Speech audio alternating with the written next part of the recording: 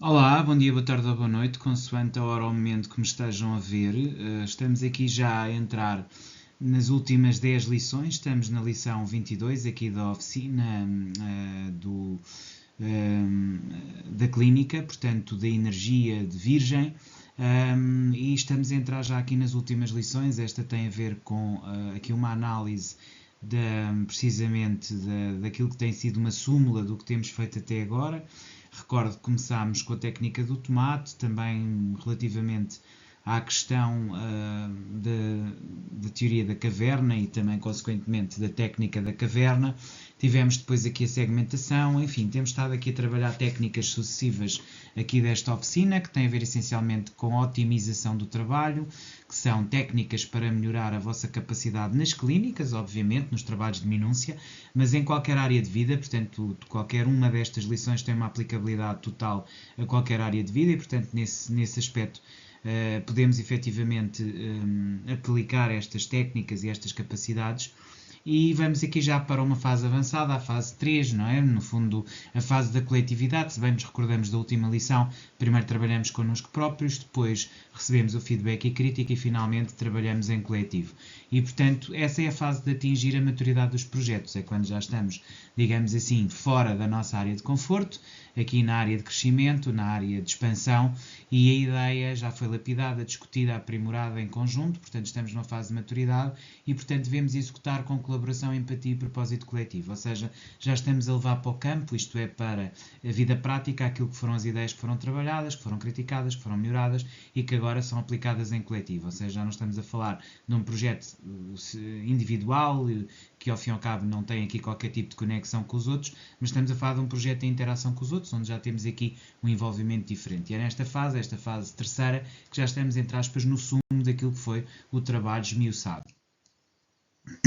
Estamos aqui então numa fase em que será importante a integração e o alinhamento, encontrarmos nos outros o suporte necessário para levar por diante a jornada e, portanto, compreendemos que a essência da ideia é superar os obstáculos. Portanto,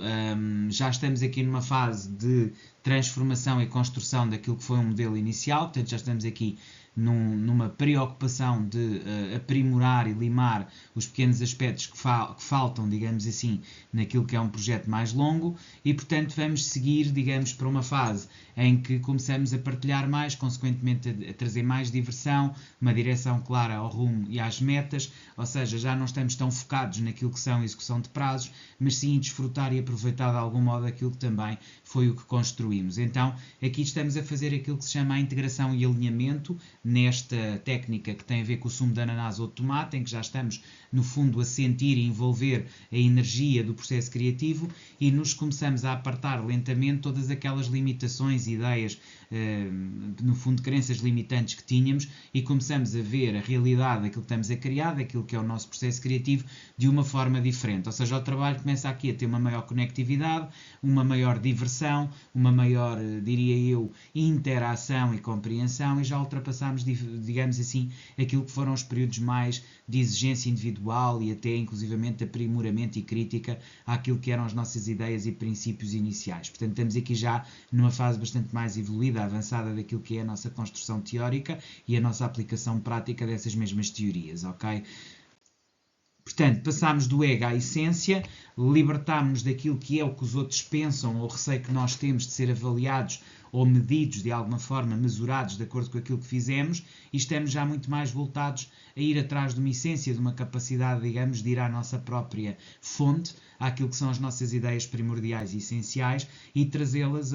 digamos, ao público, ao conhecimento de todos os outros, para que de alguma forma também possam ser partilhadas e integradas num espaço maior. É deixar o ego de lado e focar na essência do projeto, e aqui já não é acerca de nós, é acerca do processo e do trabalho e do projeto que temos em mãos e que deve então evoluir para um espaço superior de partilha,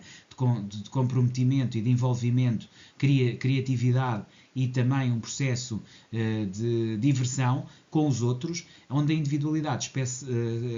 cede espaço à colaboração, ou seja, aquilo que foi um movimento essencialmente interno, de ermita, de trabalho sobre princípios e fundamentos, passa a ser um espaço de colaboração. O projeto ganha vida própria, identidade coletiva e, portanto, entramos aqui num multifator, numa uma dimensão cada vez maior de crescimento, de entendimento, que devemos saber aprimorar e aproveitar. Portanto, o projeto deve-se simbolizar para nós como um autêntico filho espiritual, ou seja, como algo que tem a ver com a nossa essência, com as nossas entranhas, com aquilo que temos de mais importante, e portanto é assim que nós o devemos conceptualizar e entender, ou seja, o projeto não pertence mais a nós, não é algo que tenha a ver com uma propriedade, com uma apropriação, mas sim algo que tem existência própria e vale por si. Esta ideia de maternidade, e que tem muito também com o deixar ir, nutrir completamente uma ideia para a soltar, tem a ver também com a ideia de colheita e libertação. E portanto estamos aqui na libertação, na capacidade de perceber que já tem autonomia própria aquele projeto que nós estruturamos ao longo destas lições, que ele basicamente foi crescendo, foi-se transformando, ganhou força própria e que a partir de agora fala por ele próprio. Portanto, tal como um filho espiritual, ultrapassa-nos e transforma-nos durante o processo de criação. E aqui, se num lado temos um aspecto mais objetivo, não é? O crescimento do processo e a sua autonomia e existência própria, por outro lado também, do ponto de vista da nossa própria espiritualidade e relação interna, tudo isto vai nos ultrapassar e transformar durante o processo de criação e fazer chegar a um novo patamar de existência, vai nos elevar os níveis vibracionais,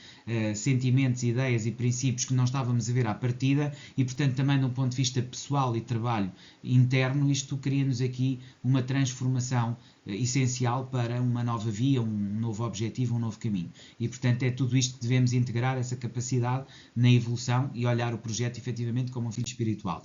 Vamos agora para um exercício prático de colaboração e execução. Portanto, aqui vou-vos pedir que, dentro de vários projetos que vocês tenham em mãos ou que estejam a trabalhar e que tenham objetivamente objetivos em mente, escolham esse projeto coletivo, percebam esse projeto coletivo, reflitam sobre a sua contribuição, dividam essas tarefas com equilíbrio e pratiquem com empatia e escuta. Ou seja, aqui a ideia é, vocês têm com certeza algum projeto que já estão a trabalhar em equipa ou com alguém com quem estão a desenvolver esse projeto, pensem nesse projeto coletivo, percebam as contribuições de cada uma das pessoas envolvidas no processo e de como é que podem complementar com a vossa, refletindo sobre a vossa própria contribuição e depois dividam tarefas com equilíbrio, ou seja, sejam capazes de delegar. Aqui o desafio deste exercício prático é, perante um processo conhecido, que já está partilhado, que ao fim e ao cabo tem aqui um espaço de maior convivência, de maior convivialidade e de maior diversão, ser capaz de fazer uma divisão de tarefas, ou seja, ceder espaço, deixar de terem em vocês o controle, o domínio, digamos, de todas as tarefas e serem capazes de delegar e de entregar aos outros. E fazerem uma prática com empatia e escuta ativa na entrega desta mesma possibilidade dos outros também participarem e terem o seu espaço no projeto. Portanto, haver aqui esse exercício prático de colaboração e execução, no qual vocês cedem espaço a terceiros na execução de uma tarefa que faz parte do vosso projeto. Passamos então para a fase da ação e diversão. No contexto deste mesmo exercício e desta mesma relação, vocês conseguem aqui criar sinergias, conseguir aproximar-se dos outros, daqueles que colaboram convosco e que